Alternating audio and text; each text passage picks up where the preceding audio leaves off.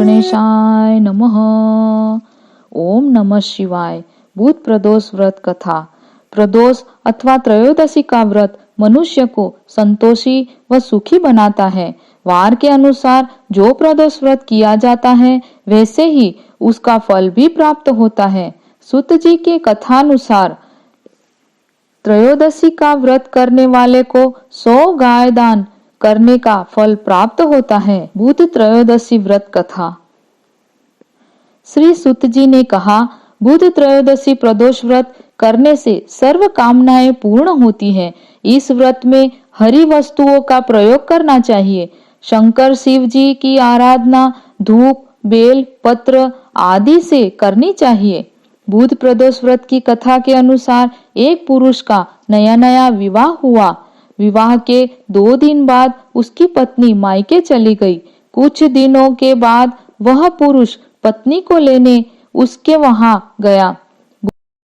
बुधवार को जब वह पत्नी के साथ लौटने को लगा तो ससुराल पक्ष ने उसे रोकने का प्रयत्न किया कि विदाई के लिए बुधवार शुभ नहीं होता, लेकिन वह नहीं माना और पत्नी के साथ चल पड़ा। नगर के बाहर पहुंचने पर पत्नी को प्यास लगी।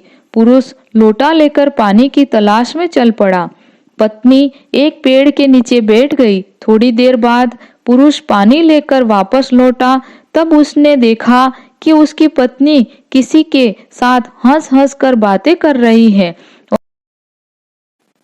और उसके लोटे से पानी पी रही है। उसको क्रोध आ गया। वह निकट पहुंचा तो उसको आश्चर्य का कोई ठिकाना न रहा, क्योंकि उस आदमी की सूरत उसी की भांति थी। पत्नी भी सोच में पड़ गई।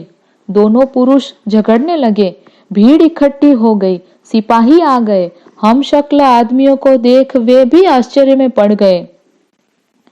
उन्होंने स्त्री से पूछा, उसका पति कौन है? वह किंग कर्तव्य विमूढ़ हो गई। तब वह पुरुष शंकर भगवान से प्रार्थना करने लगा, हे भगवान, हमारी रक्षा करे। मुझसे बड़ी भूल हुई कि मैं सास ससुर की बात नहीं मानी और बुधवार को पत्नी को विदा करा लिया। मैं भविष्य में ऐसा कदापि नहीं करूंगा। जैसे ही उसकी प्रार्थना पूरी हुई, दूसरा पुरुष अंतर्ध्यान हो गया। पति पत्नी सकुशल अपने घर पहुंच गए।